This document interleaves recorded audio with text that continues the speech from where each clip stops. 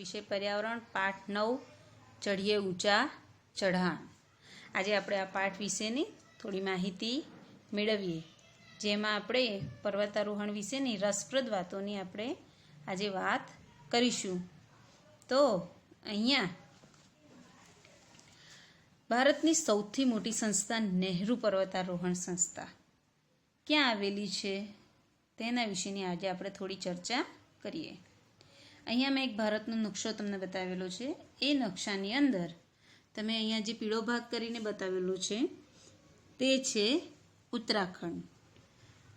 ભારત દેશમાં આવેલું આ ઉત્તરાખંડ રાજ્ય છે, જ્યાં ઉત્તરકાશીની અંદર ઉત્તરકાશીમાં પર્વતારોહણ કરવાનો ત્યાં કોર્સ કરવામાં આવે છે. ત્યાં એના વિશેની થોડી માહિતી આપવામાં આવે છે, તેની ટ્રેનિંગ આપવામાં આવે છે અને આ રીતે એ પર્વતારોહણ માટે તમામ વિદ્યાર્થીઓ અને જે વ્યક્તિઓ આવતા હોય છે તે સર્વને અહીં અલગ અલગ પ્રકાર રીતે તાલીમ આપવામાં આવે છે. આપણે અહીંયા જોઈએ કે અહીંયા એક પ્રાથમિક દિવાલ પણ એક તૈયાર કરવામાં આવેલી છે, જેમાં એ લોકોને પર્વતો ઉપર કેવી રીતે ચડવું તેની તાલીમ એના દ્વારા આપવામાં આવે છે અને ત્યાર પછી એનું સર્ટિફિકેટ પણ આપવામાં આવે છે. આપણે પાઠ તરફ આગળ વધીએ. 2 ફેબ્રુઆરી 1984 પર્વતારોહણ છાવણી નહેરુ પર્વતારોહણ સંસ્થા ઉત્તરકાશી. અમે પર્વતારોહણ છાવણીમાં હતા અને ખૂબ જ ઉત્સાહમાં હતા. અમારામાંથી 20 કેન્દ્રીય વિદ્યાલયના શિક્ષકો હતા. સાથે થોડી મહિલાઓ બેંક અને બીજી સંસ્થાઓમાંથી હતી. આજે છાવણીનો બીજો દિવસ હતો. સવારે હું મારી પથારીમાંથી ઉઠી અને પગ નીચે મૂકવા ગઈ ત્યાં તો દર્દથી ચીસ પાડી ઉઠી. મને યાદ હતું ગઈકાલે હું મારી પીઠ પાછળ વજનદાર થેલાઓ સાથે 26 કિલોમીટર ચાલી હતી. અહીંયા તમે એક ચિત્રની અંદર જોઈ શકો છો કે પર્વતારોહણ માટે જે પાછળ વજનદાર જે થેલો હોય છે એ પીઠ પાછળ લટકાવેલો હોય છે, જે અહીંયા મેં તમને બતાવ્યું છે બેગ, બરાબર. એ બેગ લટકાવીને તેની અંદર જે જરૂરી એ લોકોને સાધન સામગ્રી, જે પર્વતારોહણ સમયે જે વસ્તુની જરૂરિયાત હોય તે જરૂરિયાતનું બધું જ સામાન એ આ બેગની અંદર મૂકી અને લટકાવીને આગળ ચડતા હોય છે. મને તે સાંકડા ખરબચડા અને સીધા ચણાળવાળા રસ્તા પર ફરીથી ચડવામાં બીક લાગતી હતી. આવી રીતે તેઓ આગળ વધ્યા. મારી આંખોમાં આંસુ સાથે મેં બ્રિગેડિયર જ્ઞાનસિંહ, જે અમારા સાહસિક પ્રવૃત્તિઓના અભ્યાસક્રમના માર્ગદર્શક હતા, તેમના ખંડ તરફ ધીમે ધીમે જવાનું ચાલુ કર્યું. હું વિચારતી હતી કે આજના દિવસની મુસાફરી માટે હું શું બહાનું કાઢું. ચાલતા ચાલતા થાકી ગયા હતા. મેં પાછળથી તેમનો ભારે અવાજ સાંભળ્યો. મેડમ, તમે સવારના નાસ્તાના સમયે અહીં શું કરો છો? ઉતાવળ કરો, નહીં તો તમારે ભૂખ્યા પેટે મુસાફરી કરવી પડશે. સાહેબ, હું તેનાથી વધુ ના બોલી શકી. તમારા પગમાં ફૂલ્લા પડ્યા છે, તમે ચાલી નહીં શકો. તમે આજ કહેવા આવ્યા હતા ખરું ને? અહીંયા એક ચિત્રમાં મેં બતાવ્યું છે. હા સાહેબ, આમાં કંઈ નવું નથી. હવે ઝડપથી તૈયાર થઈ જાઓ. આવું કોણે કહ્યું? બ્રિગેડિયર જ્ઞાનસિંહ. હું વિલામોડે તૈયાર થવા માટે ભાગી. હું જવા માટે પાછળ ફરીને મેં તેમનો અવાજ ફરી સાંભળ્યો. સાંભળો મેડમ, તમે જૂથ 7ના નાયક છો. જૂથ 7 બનાવેલું હશે, તેના એ નાયક બનાવવામાં આવે છે. તમારે જેને ચઢાવવામાં મુશ્કેલી હોય તેઓની મદદ કરવાની રહેશે. તમને પહેલાંથી પર્વતારોહણના જૂથ નાયકની જવાબદારીઓ જણાવવામાં આવેલી છે. જૂથ નાયક બન્યા પછી શું જવાબદારીઓ હોય છે તે જવાબદારીઓ તમને મેં જણાવી દીધેલી છે. કહો, તમે ક્યારે પર્વતો જોયા છે? તમે ક્યારે પર્વત પર ચડ્યા છો? ક્યાં અને ક્યારે? અહીં મેં એક શિમલાનું મૂક્યું છે ઉદાહરણ, કે અમે શિમલા પ્રવાસે ગયા હતા અને મેં પર્વતો જોયા. ત્યાં અમે પર્વતો પર ચડવાનો આનંદ પણ માણ્યો હતો. તમે પાવાગઢ છે, અંબાજી વગેરે પર્વત લઈ શકો છો. એક ધારું તમે કેટલા દૂર સુધી ચાલી શક્યા અને તમે કેટલે ઊંચી જઈ શકો છો. એક ધારું અમે 3 કિલોમીટર સુધી જેટલું ચાલ્યા, અમે 5 કિલોમીટર જેટલું ઉપર જઈ શકીએ છીએ. હવે ફક્ત આપણે કલ્પના કરવાની છે કે તમે પર્વતો પરના રસ્તા વિશે શું જાણો છો. ચિત્ર દોરો. અહીંયા મેં તમને એક પર્વતોનું એક ચિત્ર બતાવેલું છે કે જેમાં પર્વતો પરના રસ્તા વાંકા ચૂકા અને ઢોળાવવાળા હોય છે. ઢોળાવવાળા એટલે ઢળતા હોય છે. પર્વતની ઊંચાઈ હોય છે. ઊંચાઈ પરથી એને ગોળ ગોળ એવી રીતે એનો રસ્તો બનાવવામાં આવેલો હોય છે, જેથી આપણે સીધું ચઢાણ કરી શકતા નથી હોતા. માટે વાંકા ચૂકા હોય તો આપણે ચઢાણ સારી રીતે કરી શકીએ છીએ. મોટી જવાબદારી. જૂથ નાયકે શું કરવાનું હોય તે વિશે મેં વિચારવાનું ચાલુ કર્યું, જે અગાઉ એમને જણાવવામાં આવી દીધેલું હતું. પહેલું, બીજાને તેમને સામાન લઈ જવામાં મદદ કરવી. બીજું, જૂથને આગળ જવા દેવું અને જૂથ નાયકે પાછળ રહેવું. ત્રીજું, જે લોકો ચડી ન શકતા હોય તેઓને મદદ કરવી. 4, રોકાણ અને આરામ કરવા સારી જગ્યા શોધવી. 5, જેઓની તબિયત સારી ન હોય તેઓનું ધ્યાન રાખવું. અને છેલ્લું, જૂથ માટે જમવાની વ્યવસ્થા કરવી. આમ આ બધી બાબતોનું તે વિચાર કરવા લાગ્યા. સૌથી મહત્ત્વની બાબત એ છે કે બીજાએ કરેલી ભૂલ માટે પણ સજા ભોગવવા તૈયાર રહેવું. આ બધી જવાબદારીમાં આ જવાબદારી વધારે મહત્ત્વની હતી કે બીજા કોઈએ પણ ભૂલ કરી હોય તો તેની સજા જૂથ નાયકને જ મળે. મને સમજાયું કે અહીં ખાસ પ્રકારની શિસ્ત છે. મને વિચાર આવ્યો કે શું છાવણી મારા માટે હજુ પણ આનંદદાયક રહેશે. વિચાર કરવા લાગ્યા કે હવે આ છાવણી આગળ વધવાનું છે તો એ મારા માટે આનંદદાયક રહેશે, કારણ કે આટલી બધી જવાબદારીઓ આપી દીધી છે. ચાલો તો આપણે જૂથ 7 વિશેની ચર્ચા કરીએ. જૂથ 7માં અસમ, મણિપુર, મેઘાલય, મિઝોરમ અને નાગાલેન્ડની છોકરીઓ હતી. અહીં જે મેં અલગ અલગ બોલી રાજ્યો, એ બધા જ મેં અહીં ચિત્રમાં બતાવેલા છે. મિઝોરમ, મણિપુરમ, મેઘાલય, બરાબર. આ જૂથમાં હું એક કેન્દ્રીય વિદ્યાલયની શિક્ષિકા હતી. હું મારા જૂથના નવા સભ્યોને મળીને ખૂબ ખુશ હતી. તેમના ઘણા હિન્દી સારી રીતે બોલી શકતા ન હતા. તેમાંના કેટલા જ હતા જે હિન્દી સારી રીતે બોલી શકતા ન હતા. અમે 21 દિવસ સાથે રહ્યા. તેમ છતાં મિઝોરમથી આવેલી એક છોકરી, મિઝોરમ જે મેં તમને અહીંયા બતાવ્યું છે કે મિઝોરમમાંથી આવેલી એક છોકરી ખાનદોબી, એનું નામ છે ખાનદોબી, સાથે હું એક વખત પણ વાત ન કરી શકી. તેનું મને દુઃખ લાગ્યું હતું. તે ફક્ત મિઝો ભાષા બોલે છે. જેવી રીતે આપણા ગુજરાતમાં આપણે ગુજરાતી ભાષા બોલીએ છીએ તેવી જ રીતે મિઝોરમમાં મિઝો ભાષાનો ઉપયોગ થાય છે. તેમ છતાં અમે અમારા હૃદયથી એકબીજાની નજીક આવતા હતા.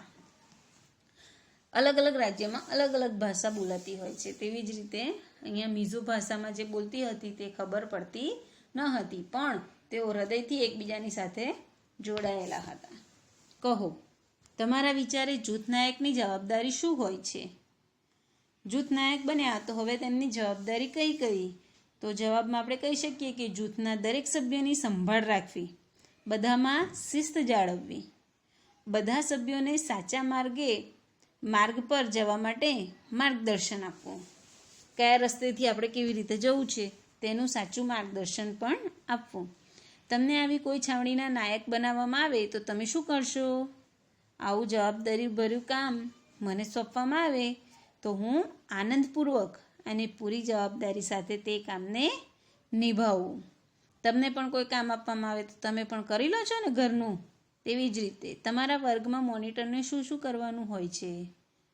મોનિટર બન્યા જ હશો બધા જ ક્લાસમાં, બરાબર? તો આપણે શું કરવાની હોય છે? તો અમારા વર્ગના મોનિટર નીચે મુજબના કાર્ય કરે છે કે શિક્ષકની ગેરહાજરીમાં વર્ગમાં શાંતિ જાળવી રાખે, તેમની ઉપયોગી વસ્તુઓ જેમ કે ચોક, ડસ્ટર વગેરે રજિસ્ટરની કાળજી લે છે. શિક્ષકની ચકાસણી કાર્ય માટે નોટબુક તથા પરીક્ષણ નકલો એકત્રિત કરે છે. ત્યાર પછીનો આગળ કે તમને વર્ગ મોનિટર બનવું ગમે છે કેમ? તો આપણને ગમતું જ હોય છે વર્ગ મોનિટર બનવાનું, બરાબર. આગળ વધીએ. હવે એક નવો બનાવાયો કે નદી પાર કરવી. કઈ તારીખનો છે? તો ફેબ્રુઆરી 5, 1984. અમને સવારના નાસ્તામાં વિટામિન સી, લોહ તત્વની ગોળીઓ અને ગરમ ચોકલેટી દૂધ મળ્યું. અહીં પહેલી છે વિટામિન સીની ટેબ્લેટ છે અને બીજી છે લોહ તત્વની ટેબ્લેટ છે. જે શું કરે છે આપણા શરીરમાં, અહીં લખ્યું જ છે કે આ બધું શક્તિ માટે અને ઠંડીમાં ગરમી જાળવવા માટે આપવામાં આવ્યું.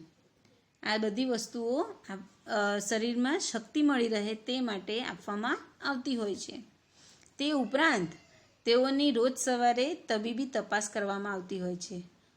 અમે અમારી પટ્ટીઓ બાંધતા અને બાકીના દિવસો ગણાતા. 8 કિલોમીટરની મુસાફરી બાદ અમે એક નદી પાસે પહોંચ્યા. આ નદી પાર કરવા માટેનું છે. નદી પાર કરવા એક કાંઠાથી બીજા કાંઠા સુધી જાડું દોરડું બાંધ્યું હતું. અહીંયા દોરડામાં જાડું દોરડું જે બાંધેલું છે તેના પર મારું કર્સર જઈ રહ્યું છે. દોરડું બંને બાજુથી ખીલા કે મેઘ સાથે મજબૂત બાંધેલું હતું. ખીલા કે મેઘ, હવે અહીંયા જે ચિત્રમાં બતાવેલું છે આવી રીતે એક કિનારી પર પર્વતના એક બાજુ આવી રીતે જોરથી ખીલો મારી દેવામાં આવેલો છે, કડીવાળો છે. ત્યાં દોરડું ફસાવી દેવાનું હોય છે અને ત્યાંથી સામેના કાંઠા સુધી એને દોરડું ફસાવી દેવાનું હોય છે. ત્યાર પછી એની વચ્ચે જાડા દોરડામાં એક હૂક કડી જેવું હોય છે અને એ કડીની અંદર દોરડું બાંધી અને તેઓ નદીને પાર કરી શકે છે. અમારા પ્રશિક્ષકે પોતાની કમરની આસપાસ દોરડું બાંધ્યું અને તેની પર કડી ભરવી. મેં જે તમને અગાઉ સમજાવ્યું તે રીતે આ રીતની એક કડી હોય છે જેને દોરડા પર બાંધવામાં આવે છે. આ જાડું દોરડું હોય છે, ત્યાં એક કડી અહીંયા દોરડાની અંદર ફસાવેલી હોય છે અને બીજી કડી આપણા શરીર ઉપર બાંધી દેવામાં આવેલી હોય છે. પછી તેમને તે કડી નદી પરથી પસાર થતા જાડા દોરડામાં પરોવી. ઠંડા પાણીમાં ચાલતા ચાલતા તે બીજી બાજુ પહોંચ્યા. ઝડપથી વહેતી નદીમાં જવા કોઈ તૈયાર નહીં. દરેક જણ એકબીજાને પહેલાં મોકલવા ધક્કા મારતા હતા. તે હારમાં હું છેલ્લી ઊભી હતી, એ આશાએ કે મને કોઈ જોશે નહીં. પણ અમારા પ્રશિક્ષક હાથમાં કડી અને દોરડું લઈ મારી પાસે આવ્યા. હવે મને લાગ્યું કે છટકાશે નહીં. હું તૈયાર થઈ ગઈ, પણ હિંમત ચાલતી ન હતી. સાહેબ મારો ડર જાણી શક્યા નહીં. તેમણે મોટેથી કહ્યું, સંગીતા મેડમ માટે 3 હર્ષનાદ. અને મને ખબર પડે તે પહેલાં કોઈએ મને ધીમેથી પાણીમાં ધક્કો માર્યો. સંગીતા મેડમને તૈયાર કરી દીધા આ કિનારેથી પેલા કિનારે જવા માટે. તેઓના મનમાં ડર હતો, પણ તેઓ પાછળથી કોઈ ધક્કો માર્યો એટલે તેઓ નદીમાં ઉતરી ગયા. મને મારા પગ થીજી ગયા હોય એવો અનુભવ થયો. હું ધ્રુજવા લાગી. મારા દાંત જકડાઈ ગયા. પાણી ઠંડુ હતું માટે તેઓ મને એકદમ ઠંડી લાગી. મેં દોરડું પકડ્યું અને મક્કમતાથી મારા પગ નદીના તટ ઉપર મૂક્યા. જેવું પાણીમાં ચાલવાનું ચાલુ કર્યું, નદી ઊંડી થતી હતી અને ધીમે ધીમે પાણી મારા ગળા સુધી પહોંચી ગયું. તેઓ જેમ જેમ નદીની વચ્ચે પહોંચ્યા તેમ તેમ એમને એવું લાગ્યું કે પાણી મારા ગળા સુધી પહોંચી ગયું છે. અહીંયા ચિત્રમાં મેં બતાવ્યું છે પાણીનું લેવલ છે શું થાય છે, વધતું જાય છે. નદીની વચ્ચે મારું સંતુલન જતું રહ્યું અને હું લપસવા લાગી. હું ખૂબ જ ડરેલી હતી. પાણીની અંદર એમને એવું લાગ્યું કે હવે હું લપસીને અંદર જતી રહીશ. મને ખૂબ ઠંડી પણ લાગતી હતી. દોરડું મારા હાથમાંથી સરકી રહ્યું હતું. હું મદદ માટે બૂમો પાડવા લાગી. તેમને એવું લાગ્યું કે મારા હાથમાંથી હવે આ દોરડું સરકી જવાનું છે અને હું નદીની અંદર તણાઈ જઈશ. પણ ના, મેં જોયું કે હું કડીથી દોરડા સાથે બંધાયેલી હતી. હું અવાજ સાંભળી શકતી હતી, દોરડું પકડો, દોરડું પકડો. જે નદીના સામે કાંઠે હોય તે લોકો તેમને હિંમત આપતા હતા કે દોરડું પકડો. મેં જેમ તેમ દોરડું પકડવાનો પ્રયત્ન કર્યો અને મારી જાતને આગળ ધકેલી. ધીમેથી થોડી હિંમત સાથે હું નદી કિનારે પહોંચી. હું નદીમાંથી જ્યારે બહાર આવી ત્યારે મને અનહદ આનંદ થયો. હવે કિનારે ઊભી રહીને હું બીજાને દોરડું મજબૂતાઈથી પકડવા કહેતી હતી. મને ખબર હતી કે આ આત્મવિશ્વાસ સાથે હિંમતભર પડકારનો સામનો કરવાનું પરિણામ હતું. કોઈ પણ કાર્ય આપણે બાળ મિત્રો જ્યારે કરતા હોઈએ છીએ ત્યારે તેની અંદર આત્મવિશ્વાસ અને હિંમત આ બંને હોવી ખૂબ જ જરૂરી છે. જો આપણામાં આત્મવિશ્વાસ હશે તો આપણે કોઈ પણ કાર્ય સારી રીતે કરી શકતા હોઈએ છીએ. હવે આપણે આગળ વધીએ કે શોધો અને લખો. તો પ્રશ્ન છે, જ્યારે આવા પ્રશ્નો ચોપડીની અંદર પણ આપેલા જ છે. આ પ્રશ્નો જ્યારે લખતા હોય ત્યારે ચોપડીમાં તમારી જગ્યા ન હોય તો તમારે નોટબુકની અંદર સારા અક્ષરે લખવાની રહેશે. પર્વતારોહણ કરવા કેવા પ્રકારના સાધનોની જરૂર પડે છે? તો પર્વત પર ચડવા માટે એક જાડું દોરડું, હૂક, લાકડી, કુહાડી, ઓક્સિજન સિલિન્ડર, જે તમને અહીંયા મેં ચિત્રો હું નીચે મૂકું જ છું, શિકારી પગરખાં, ફૂડ પેકેટ્સ, ટોર્ચ, પાણીની બોટલ, ડાયરી, પ્રાથમિક સારવાર પેટી વગેરે જરૂરી છે. બીજો પ્રશ્ન કે તમે ક્યારેય કડી અને દોરડું બીજા કોઈ કાર્ય માટે ઉપયોગ થતું જોયું છે અને ક્યાં? અહીં એક ચિત્ર મેં મૂકી દીધું છે. હા, મેં જોયું છે, કૂવામાંથી પાણી કાઢવા માટે.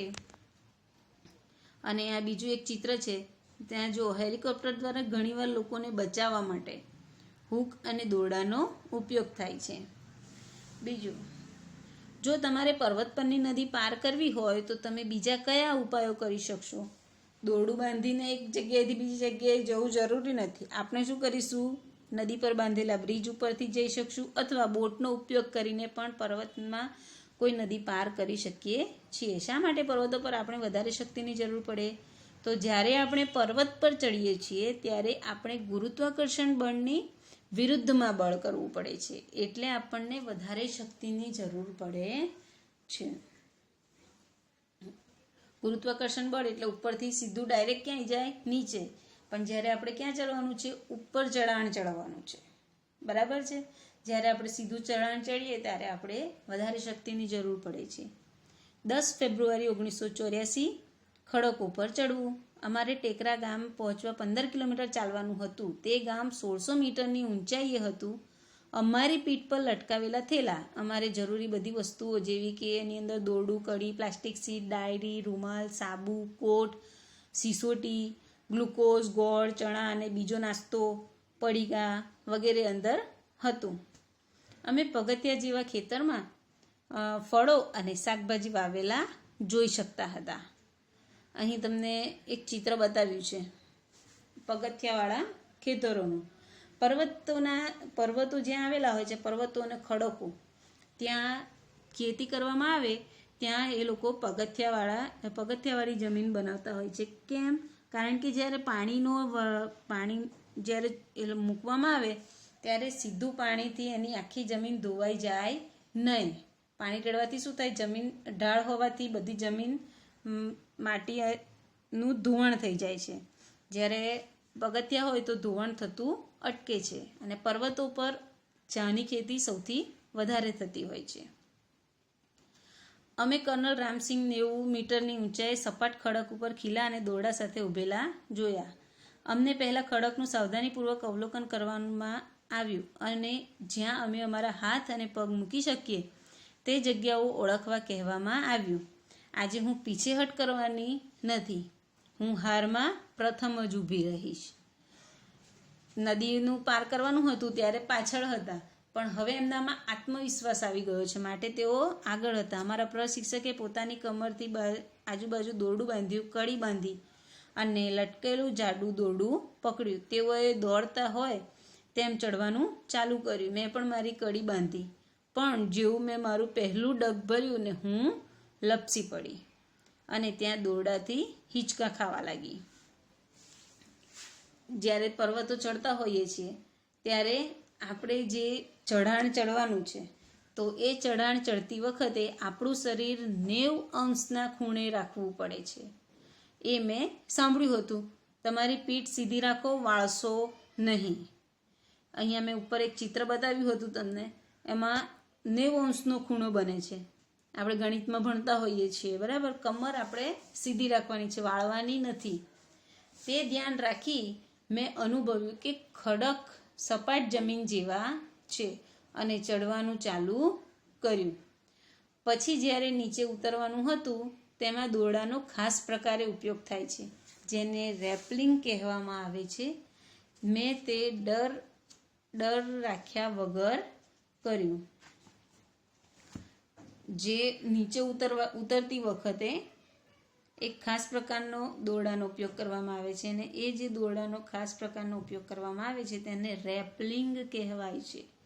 રેપલિંગ કોને કહેવાય એવો પ્રશ્ન જ્યારે પૂછવામાં આવે તો તમે આ જવાબ લખી શકો છો. પર્વતારોહણ દરમિયાન વપરાતા સાધનો.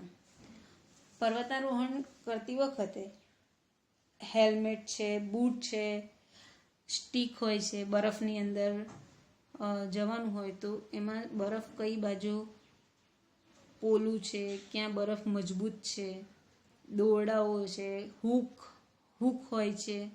આવી અનેક વસ્તુઓ જે હોય છે, જે તમને મેં અહીંયા ચિત્રની અંદર બતાવેલી છે. તો આ ચિત્રો દ્વારા આપણે જાણી શકીએ કે ભાઈ પર્વતો પર ચડવા માટે આપણે અલગ પ્રકારના સાધનોની જરૂર પડતી હોય છે. આ બધા સાધનોની અંદર હોકાયંત્ર, ત્યાર પછી પ્રાથમિક સારવાર પેટી, બરાબર. આ 2 વસ્તુ મહત્વની હોય છે. હોકાયંત્ર દ્વારા આપણે દિશા જાણી શકતા હોઈએ છીએ. તો આપણે આટલું ભણ્યા. એમાં કહો જો તમે ક્યારેય ઝાડ પર ચડ્યા છો? તમને કેવું લાગ્યું? તમને ડર લાગ્યો? તમે ક્યારેય નીચે પડ્યા છો? હા, હું એકવાર કેરી તોડવા માટે વૃક્ષ પર ચડ્યો હતો.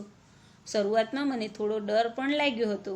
હું ક્યારેય વૃક્ષ પરથી નીચે પડ્યો નથી. બીજો સવાલ, તમે ક્યારે કોઈને નાની દિવાલ પર ચડતા જોયા છે? તમારા વિચારે દિવાલ ચડવી અને ખડક ચડવામાં શું તફાવત છે?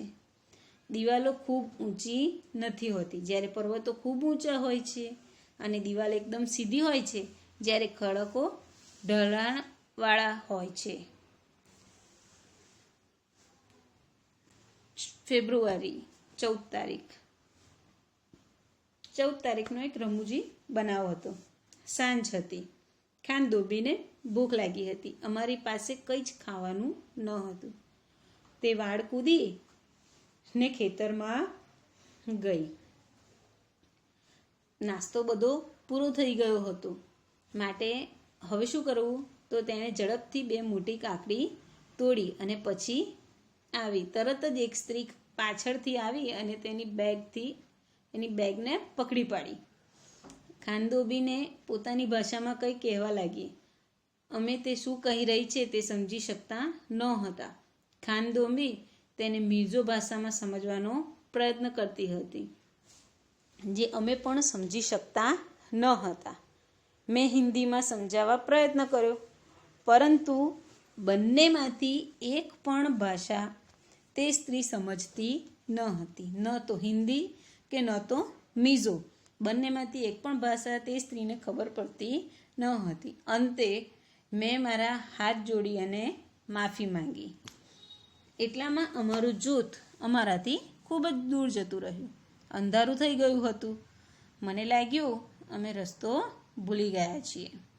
હવે અમે સાચે જ ડરી રહ્યા હતા. આ જે પેલી સ્ત્રી અને એમની વચ્ચે જે ચર્ચા થઈ એની અંદર એમનું જૂથ એમનાથી આગળ જતું રહ્યું અને તેઓ પાછળ રહી ગયા હતા. હવે સંગીતા મેડમ વિચારવા લાગ્યા કે હવે શું કરીશું, અને અમે અમારી બેટરીથી પણ રસ્તો જોઈ શકતા ન હતા. ઠંડી હોવા છતાં મને પરસેવો થવા લાગ્યો. મેં ખાનદોંબીનો હાથ જોરથી પકડી રાખ્યો. મેં મોટેથી બૂમો પાડી, તમે બધા ક્યાં છો? તમે મને સાંભળી શકો છો? પર્વતોમાં મારા અવાજના પડઘા પડતા હતા. અમે બંને મોટેથી અમારી સિસોટી વગાડવા લાગ્યા અને અમારી બેટરીનો પ્રકાશ ફેરવવા લાગ્યા. કદાચ જૂથને ખબર પડી કે અમે ખોવાઈ ગયા છીએ. અમે દૂરથી સિસોટીનો અવાજ સાંભળ્યો અને સંકેત સમજાઈ ગયો. એમના જૂથને પણ એવું લાગ્યું કે આ લોકો આપણી જોડે નથી, માટે તેઓએ પણ સિસોટી મારવાની શરૂ કરી, જેનો અવાજ તેમને સંભળાઈ ગયો અને તેમને એક સંકેત મળી ગયો કે હવે એ લોકો પણ આપણને શોધી રહ્યા છે. અમે એકબીજાનો હાથ જોરથી પકડ્યો અને રાહ જોવા લાગ્યા. ખાનદોંબીને લાગ્યું કે અમારે વાત ચાલુ રાખવી જોઈએ. જ્યારે મીઝો ભાષા તો આવડતી ન હતી કે ન તો હિન્દી આવડતી, તો શું કર્યું તેણે? મીઝો ભાષામાં ગીત ગાવાનું ચાલુ કર્યું. થોડા સમય પછી અમે જૂથના સભ્યોને અમારી તરફ આવતા જોયા. અંતે અમે ફરી જૂથ સાથે હતા. જ્યારે મિત્રો આવી રીતે પર્વતારોહણ પર કરતા હોઈએ અને એ વખતે જ્યારે જૂથથી દૂર થઈ જાઓ તે વખતે તે લોકોને ટ્રેનિંગ આપવામાં આવેલી હોય છે કે તમારે બૂમો પાડવી જોરથી, અને તમારી પાસે વિસલ હોય તો વિસલ જોરથી વગાડવી જેથી તેનો અવાજ બીજા સાંભળી શકે. અને ટોર્ચથી તમે લાઇટ કરી શકો તો સામેવાળાને ખબર પડે કે આ વિસ્તારમાં આ લોકો છે. કહો, તમારા વર્ગમાં કોઈ એવું છે જેની ભાષા તમને સમજાતી નથી અથવા તે તમારી ભાષા સમજતા નથી. તમે આવી સ્થિતિમાં શું કરશો? જ્યારે આવી સ્થિતિ સર્જાય ત્યારે આપણે ઈશારાઓને સંકેતથી વાત કરવી જોઈએ. તમે ક્યારે તમારો રસ્તો ભૂલી ગયા છો? પછી તમે શું કરશો? શું કર્યું? જ્યારે આપણે રસ્તો ભૂલી જઈએ ત્યારે ત્યાંના સ્થાનિક લોકોની મદદથી રસ્તો શોધી શકાય. અને આજે તો હવે ગૂગલ મેપ દ્વારા પણ આપણે રસ્તો શોધી શકીએ છીએ. આપણે કઈ જગ્યાએ જવું હોય ને આપણને રસ્તો ન મળતો હોય તો આપણે ગૂગલ મેપનો ઉપયોગ કરતા હોઈએ છીએ. તમારા વિચારે ખાનદોંબીએ કેમ મોટેથી ગીત ગાયું હશે? ખાનદોંબી મોટેથી ગીત ગાતી હશે કારણ કે તેના ગ્રુપના બીજા સભ્યો તેને સાંભળીને શોધી શકે, માટે તે જોરથી ગીત ગાતી હશે. તમે કોઈને ડરથી બચવા કંઈ કરતા જોયા છે? શું અને ક્યારે? ઘણીવાર લોકો ડરથી બચવા બૂમો પાડતા હોય છે અથવા બે હાથ જોડીને ભગવાનને પ્રાર્થના કરતા હોય છે. આપણને ડર લાગે છે ને ક્યારે? જ્યારે લાઇટ જાય ત્યારે. આગળનો બનાવ. 15 ફેબ્રુઆરી એક ખાસ મહેમાન આવવાના હતા. રાત્રિ ભોજન બાદ અમે ખાસ મહેમાન બચેન્દ્રી પાલને મળ્યા. તે હમણાં જ માઉન્ટ એવરેસ્ટ ચડવાની ટુકડીમાં પસંદગી પામ્યા છે. તેઓ બ્રિગેડિયર જ્ઞાનસિંહના આશીર્વાદ લેવા આવ્યા હતા. તે સાંજ ખુશીની હતી. અમે ગીતો ગાતા હતા. બચેન્દ્રી પણ અમારી સાથે પ્રખ્યાત પહાડી ગીત બેડુ પાકો બારા માસા કફલ પાકો ચૈતા મેરી છેલા ગાવામાં અને તેના પર નૃત્ય કરવામાં જોડાયા. તે સમયે અમને ખબર ન હતી કે બચેન્દ્રી પાલ ભારતની માઉન્ટ એવરેસ્ટ ચડનારી પ્રથમ મહિલા બનશે અને ઇતિહાસનું સર્જન કરશે. અહીંયા બચેન્દ્રી પાલના મેં તમામ ફોટા મૂકેલા છે.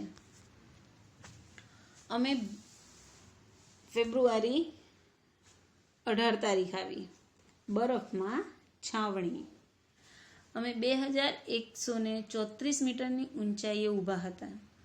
અમારે રાત્રિ અહીં વિતાવવાની હતી. દરેક જણ તંબુ બાંધવામાં વ્યસ્ત હતા. અમે તંબુ માટે અને પથરાવા માટે, જે તંબુની અંદર પથરાઓ પાથરવાના હોય તે માટે 2 પડની પ્લાસ્ટિક ચાદરનો ઉપયોગ કર્યો અને ખીલીઓ મારી. અહીં જુઓ તંબુનું ચિત્ર બતાવેલું છે. ખીલીઓ મારી તંબુ લગાવવા લાગ્યા. જેમ જેમ અમે એક બાજુથી તેને બાંધતા તરત જ બીજી બાજુથી પવન તેને ઉડાડી દેતો. ખૂબ જ ખેંચતાણ પછી અમે તંબુ બાંધી શક્યા. પછી અમે તંબુની આસપાસ ખાડો ખોદ્યો. અહીંયા દેખો એક તંબુ છે ને એની આસપાસ ખાડો ખોદવામાં આવેલો છે. દેખ્યો ચિત્રમાં. અમને ખૂબ ભૂખ લાગી હતી. અમે ચૂલો બનાવી રાંધવા માટે લાકડા, પથ્થર અને અન્ય સામગ્રી શોધવા બધી એકત્ર કરી અને પછી આવી રીતે જમવાનું બનાવ્યું. જમ્યા પછી છાવણીની આસપાસનો કચરો ભેગો કરી બેગમાં ભર્યો. ઝડપથી અમે અમારી સૂવાની બેગમાં ગયા. આ એક બેગ હોય છે જેની અંદર આપણે સૂઈ જવાનું અને બહારથી ચેન બંધ કરી દેવાની. આપણે સુરક્ષિત અંદર સૂઈ જઈએ છીએ. હું એમાં સૂઈ જઈશ કે નહીં તેના વિશે ચોક્કસ ન હતી. તે આરામદાયક હશે, શું તેમાં ઠંડી નહીં લાગે, પરંતુ તે બેગ મુલાયમ પીંછાઓથી ભરેલી હતી જે અમને ગરમ રહેવામાં મદદ કરે છે. અમે બધા ખૂબ જ થાકી ગયા હતા એટલે પડતા વેત અમે સૂઈ ગયા. બેગ મુલાયમ હતી અને થાક હતો માટે જેવા અંદર ગયા એવા તૈયારીમાં સૂઈ ગયા.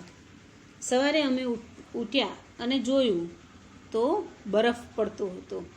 સફેદ મુલાયમ બરફની પતરીઓ નરમાશથી પડતી હતી. વાહ, કેટલું સુંદર! છોડ, વૃક્ષો, ઘાસ અને પર્વતો બધું જ સફેદ દેખાતું હતું. આજે અમારે 2700 મીટરની ઊંચાઈએ ચડવાનું હતું. અમે લાકડીની મદદથી, આ પર્વત માટે એક લાકડી હોય જ છે, અમે લાકડીની મદદથી બરફમાં સાવધાનીપૂર્વક ચાલતા હતા. તે ખૂબ જ મુશ્કેલી ભર્યું હતું કારણ કે અમે લપસતા હતા. તેમ છતાં પણ બપોરે અમે બરફથી છવાયેલા પર્વત પર પહોંચ્યા. અમે એકબીજા ઉપર બરફના ગોળા બનાવી ફેંકવાની અને બરફથી માણસો સાથે બરફનો માણસ બનાવવાની મજા માણી. 21 ફેબ્રુઆરી, છાવણીનો છેલ્લો દિવસ. અમે કેમ્પ ફાયરની તૈયારી કરતા હતા. કેમ્પ ફાયર આવું દ્રશ્ય હોય છે. વચ્ચે હોળી જેવી સળગાવતા હોય એવી રીતે હોળી સળગાવીને બધા એની આજુબાજુ બેઠા હોય છે અને ત્યાર પછી તેઓ કેમ્પ ફાયરમાં તેઓ કોઈ જોક્સ કે કોઈ ગીત ગાય, કોઈ નૃત્ય કરે. દરેક પોતપોતાની આવડત પ્રમાણે ત્યાં કેમ્પ ફાયરની અંદર તેઓ કાર્ય કરતા હોય છે. મધ્યરાત્રિ થઈ. બ્રિગેડિયર જ્ઞાનસિંહ ઊભા થયા અને મને બોલાવી. મેં વિચાર્યું, અરે હવે મેં શું કર્યું? પરંતુ જ્યારે સાહેબે મારું નામ સૌથી સારા પ્રદર્શન માટે જાહેર કર્યું, હું સ્થિર ઊભી જ રહી ગઈ. તેમણે મને આશીર્વાદ આપ્યા અને મારા ગાલ પર ખુશીના આંસુ આવવા લાગ્યા. તમે બહુ સરસ કાર્ય કર્યું છે એવું જ્યારે કીધું ત્યારે મારા આંખમાંથી ખુશીના આંસુ આવી ગયા.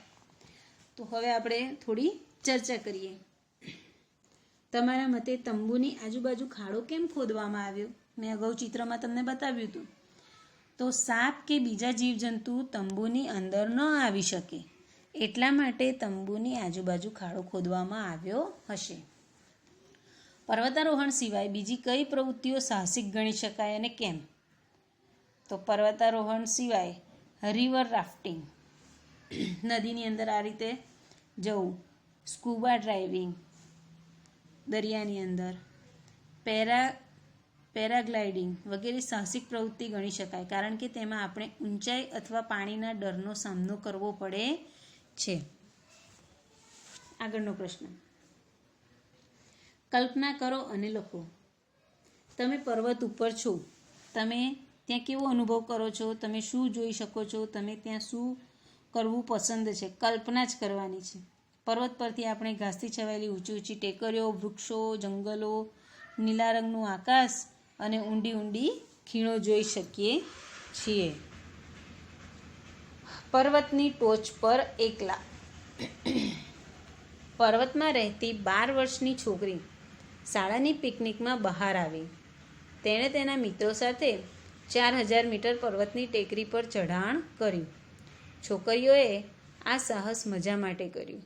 જલ્દી અંધારું થઈ ગયું અને તેઓ નીચે આવી શક્યા નહીં. તે ઠંડી અને ડરામણી રાત હતી. તેઓ કોઈ પણ ખોરાક વગર એકલા હતા અને તે લાંબી રાત્રિ હતી.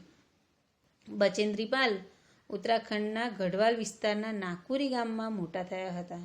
મોટા થયા પછી જ્યારે તે નહેરુ પર્વતારોહણ સંસ્થામાં જોડાયા ત્યારે તેમના માર્ગદર્શક બ્રિગેડિયર જ્ઞાનસિંહ હતા. તેમણે તેમની તાલીમ સારી રીતે લીધી. તેમણે 1984માં મહિલા પર્વતારોહણ અભ્યાસક્રમમાં મહિલાઓને તાલીમ આપવાનું ચાલુ કર્યું.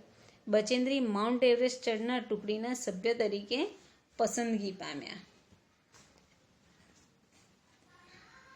બરફનું તોફાન. 18 સભ્યોની ટીમમાં 7 મહિલાઓ હતી. 15 મેની રાત્રે આખી ટીમ 7300 મીટરની ઊંચાઈ ચડી થાકી હતી. ટીમે તેમના તંબુ બાંધ્યા અને સૂઈ ગયા. મધ્યરાત્રિની આસપાસ તેઓને મોટો ધડાકો સંભળાયો અને પછી પછડાટનો અવાજ સંભળાયો. તેઓ જાગે તે પહેલાં તંબુ ઉડી ગયા અને કંઈ ખૂબ ભારે તેમને અથડાયું. તે ખૂબ જ ભયંકર બરફનું તોફાન હતું. બચેન્દ્રી બરફમાં લગભગ આખી દટાઈ ગઈ હતી અને તેમને માથા પર ઈજા થઈ હતી. ટીમના અન્ય સભ્યોને પણ ઈજા થઈ હતી. બીજાઓને બરફની લાકડી અને કુહાડીથી બરફ ખોદી બહાર કાઢવામાં આવ્યા. બાકીના બધા ટીમના સભ્યો છાવણીમાં પાછા આવ્યા, પરંતુ બચેન્દ્રી આગળ વધી ધીમે ધીમે પહાડી તરફ ચડી. બચેન્દ્રીએ 8600 મીટર ઊંચો માઉન્ટ એવરેસ્ટ, જે નેપાળમાં સાગરમથા કહેવાય છે, ત્યાં 23મી મેના બપોરે 1:07 પગ મૂક્યો. તેમની સાથે ટીમના બીજા સભ્યો પણ હતા. એક જ સમયે પહાડીની ટોચ પર 2 જણા ઊભા રહી શકે તેમ નહોતું, તેથી કોઈ સરકે તો હજારો ફૂટ નીચે આવે. બચેન્દ્રી અને તેના સાથી બરફમાં ખાડો કર્યો અને કુહાડીની સ્થિર બરફમાં ખોદી દીધી અને તેઓ કડીની જેમ ઉપયોગ કરીને તેઓએ પોતાને દોરડા વડે બાંધ્યા અને આમ તેઓ માઉન્ટ એવરેસ્ટની ટેકરી પર જઈ અને ભારતનો રાષ્ટ્રધ્વજ ફરકાવી અને ફોટોગ્રાફ લીધો. તેમણે દુનિયાની સૌથી ઊંચી પહાડી પર 43 મિનિટ વિતાવી. બચેન્દ્રી પાલ માઉન્ટ એવરેસ્ટની ટોચ પર ચડનાર પ્રથમ ભારતીય મહિલા અને દુનિયાની 5મી મહિલા બન્યા. આમ અસંખ્ય તોફાનો હોવા છતાં પણ તેઓ ત્યાં પહોંચી ગયા. વિચારો, બચેન્દ્રીએ પહાડી પર ભારતનો રાષ્ટ્રધ્વજ કેમ ફરકાવ્યો? આપણા દેશને સન્માન માટે બચેન્દ્રીએ પહાડી પર ભારતનો રાષ્ટ્રધ્વજ ફરકાવ્યો હતો. તમે આપણો રાષ્ટ્રધ્વજ ક્યારે ફરકાવેલો જોયેલો છે? આપણા રાષ્ટ્રધ્વજ વિશે માહિતી મેળવો. આપણો રાષ્ટ્રધ્વજ 15મી ઓગસ્ટ અને 26મી જાન્યુઆરીના દિવસે શાળાઓ અને સરકારી ઇમારતો અને લાલ કિલ્લા ઉપર ફરકાયેલો જોવા મળે છે.